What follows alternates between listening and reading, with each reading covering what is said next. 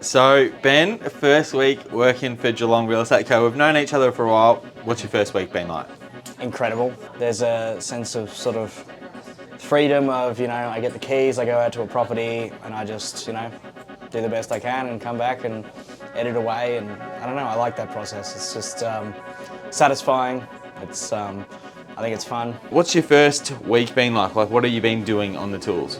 Shooting real estate videos, obviously, like the walkthrough videos. You originally weren't going to get me in for photography, but turns out I've gotten a little bit of praise from my photos so far, so maybe that might be more on the cards soon. But a lot of reels just in the office, just trying to keep the content rolling. Talking about the content and the reels and things like that, how do you go about like picking a fun track? Not something too bombastic, but not too chill either. You've got to find a happy middle ground. I find that a lot of other real estate videos I've seen kind of has a real saucy kind of vibe to it, a bit 70s porno to the music, and I'm like, oh, that's not it. I don't go with that. So I like a lo-fi hip hop beat. From taking just a YouTube clip and then making it something that's going to trend well on Instagram, and once you found the cool music, how do you edit it to that? I mean, the YouTube clip is always about if someone's really keen on the property, they're going to sit there and watch the whole video, and it's just longer shots, it spends time in the space so that they can see where they're getting at. Whereas reel, you got to capture their attention straight away, so you just edit to the beat.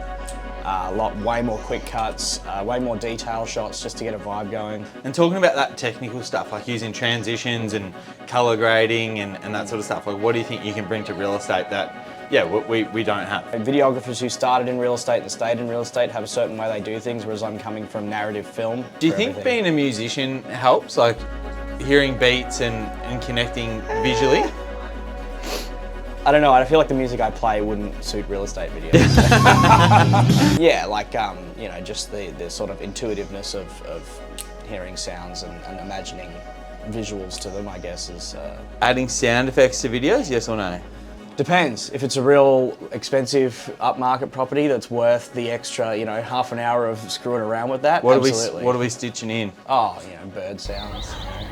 If there's a water feature, you get some waterfall kind of noises. That kind of vibe. But with the smaller bit, it just takes a lot longer to add in those sound effects and find the right fit. Otherwise, it can come off really badly. How are you going with the volume? Because obviously, like Geelong Real Estate Co, we turn over a lot. How are you going with the volume and the speed?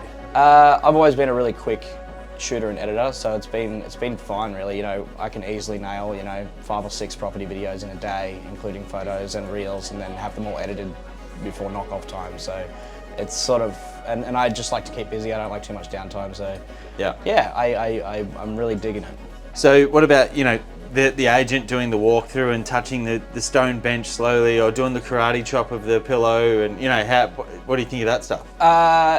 Can be cringe to a certain degree sometimes, depending on who it is. I feel like everyone here is very open and honest and casual. I just see those, super rich guys in Melbourne with those giant mansion walkthroughs, and they do all that, and I'm like, oh, cringe. But maybe that's just me. I don't know. Maybe because I've seen and edited a bunch of those in my life that I'm just I see right through you. But you want it to be more authentic and genuine. Yeah. If something is fun to touch and play with in the video, do it, Benny, you've been amazing. Welcome to Geelong Real Estate Co. Thank you. Looking forward to a big 2025. As am I.